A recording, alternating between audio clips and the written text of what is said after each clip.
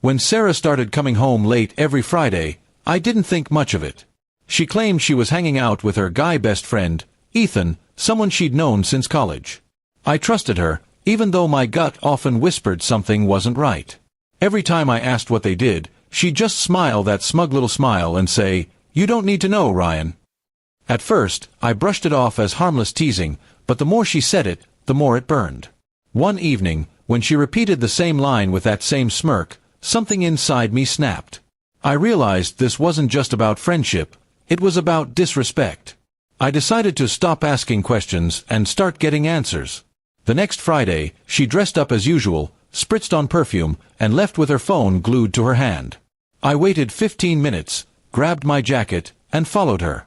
She wasn't heading to Ethan's place like she claimed. She stopped at a fancy restaurant downtown, the kind we only visited on anniversaries. Through the window, I saw her laughing, touching Ethan's hand across the table, looking happier than I'd seen her in months. My heart broke, but I didn't confront her. I took photos quietly and left. I knew I'd need evidence if things got worse. That night, she came home smelling of wine and lies. I pretended to be asleep while she slipped into bed. The next morning, she made breakfast like nothing happened. I smiled, kissed her cheek, and went to work as usual, but my mind was already plotting. I wasn't going to shout or cry. I wanted her to feel what real consequences looked like. Over the next few weeks, I acted normal, better than normal, actually. I surprised her with small gifts, complimented her, even suggested she take more Friday hangouts to relax. She seemed thrilled that I was being so understanding. In truth, I was setting the stage for my exit. Meanwhile, I quietly met with a lawyer and gathered every piece of proof I had. I learned that Ethan wasn't just a friend. They'd been secretly seeing each other for months. My lawyer advised patience and precision, so I waited. One Friday, while she was out with Ethan, I packed my belongings, cleared my half of the bank account, and left a sealed envelope on the kitchen counter. Inside it was everything: photos, call logs, and a letter explaining exactly what I knew. When she came home late that night, she found the house half empty. My letter ended with, "Now you don't need to know what I'm doing anymore." I turned off my phone and checked into a hotel. For the first time in a long while, I slept peacefully. The next morning, she called dozens of times, then switched to angry texts. She accused me of overreacting and ruining our marriage over a misunderstanding. I didn't reply. 2 days later, she showed up at my office in tears, begging to talk. My coworkers stared in shock as she broke down in the lobby, but I didn't budge. I simply told her, "You didn't respect our marriage when it mattered. There's nothing left to fix."